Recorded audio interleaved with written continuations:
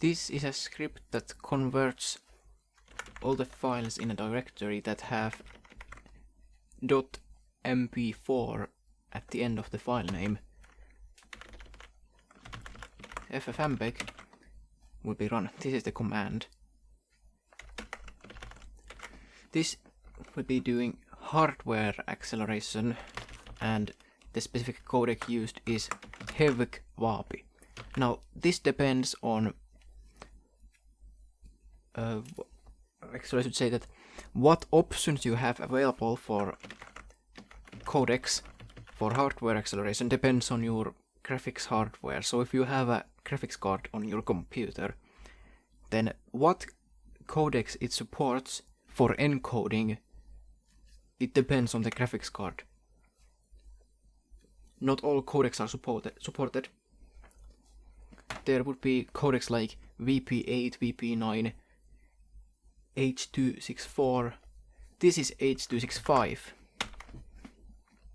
Right, so that's the codec that is being used here. Some codecs your graphics card might not support, you have to check that yourself. This right here sets the resolution for the output file. This is quality. The lower the number, the better the quality. This simply copies the audio. So whatever the source file has, it just copies the audio into the output file. So in the MP4 file, it would just copy the audio stream into the new file.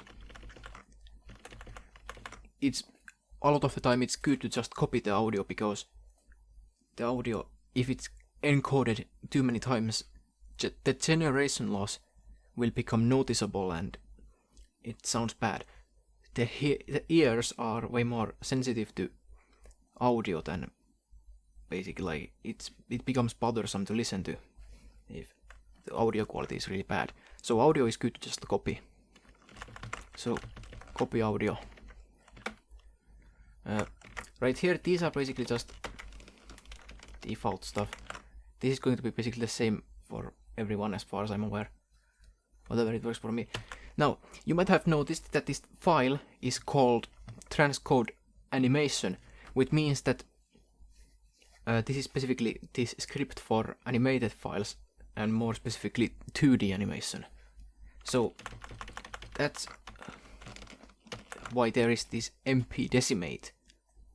What that means is that it will FFmpeg will remove duplicate frames. With 2D animated, let's say movies and TV shows, if it's 2D animation, there is typically a lot of duplicate frames. A lot of the frames are just duplicate of the previous one. It's not really all that fluid animation in that sense. So there are like several frames that are duplicates. MP decimate, it removes all the duplicate frames. There's no reason to store them, no reason whatsoever. I highly encourage putting this MP decimate here for 2D animation because of those duplicate frames. There's no reason to store duplicate frames. So this will remove them. Yeah, for live action, you can see that there is no MP decimate here because live action does not have duplicate frames like 2D animation often has. In fact, basically always. Whatever.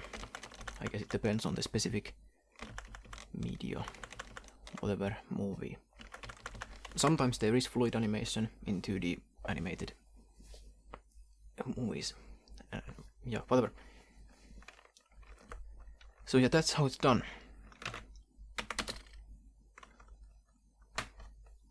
Whatever you may put here, depending on the hardware, you could put something like VP8 or VP9. I believe these are the options for VP8 and VP9. My graphics card does not support these codecs, but that's how that would be done. You just change the encoder name. There is the FFmpeg can be used to list all the codecs available. I don't remember exactly what the command was, so I'm gonna have to look it up right now. F codec. Let me actually see what was it. Just a moment. Codecs, yes.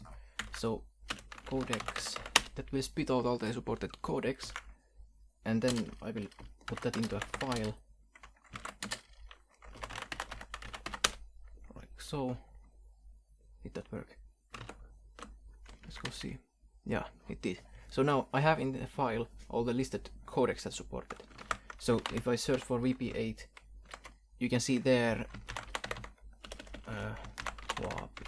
That's the encoder you would use if you use VP9 with WAPI. And also, that's specifically WAPI.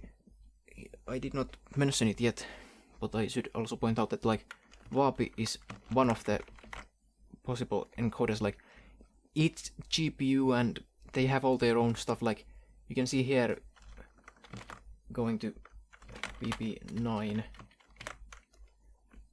you can see that there's like the WAPI option, then there's the QSV. This I believe is Intel processor thing, and then there's, these are decoders, but like you can see that there's like the Qubit stuff. That's like NVIDIA stuff. So yeah, but that's a decoder. These are the encoders that are available. Anyway, yes, yeah, that's it. It's basically just like you check the available codecs and you check if your CPU, whatever hardware you have, supports it. Not all hardware supports all codecs, of course. So you just compare against this list, and then yeah, that's how that works. Pretty good. Yeah. Well, I guess that's all there is to this video. Oh! Just before I stop, I remember, I might as well show you the screen recording script I'm using. Here, look at this. This is the command I'm using to record this very video, including audio. So have a look at this. There it is. Yeah. As you can also see, I'm using hardware acceleration here.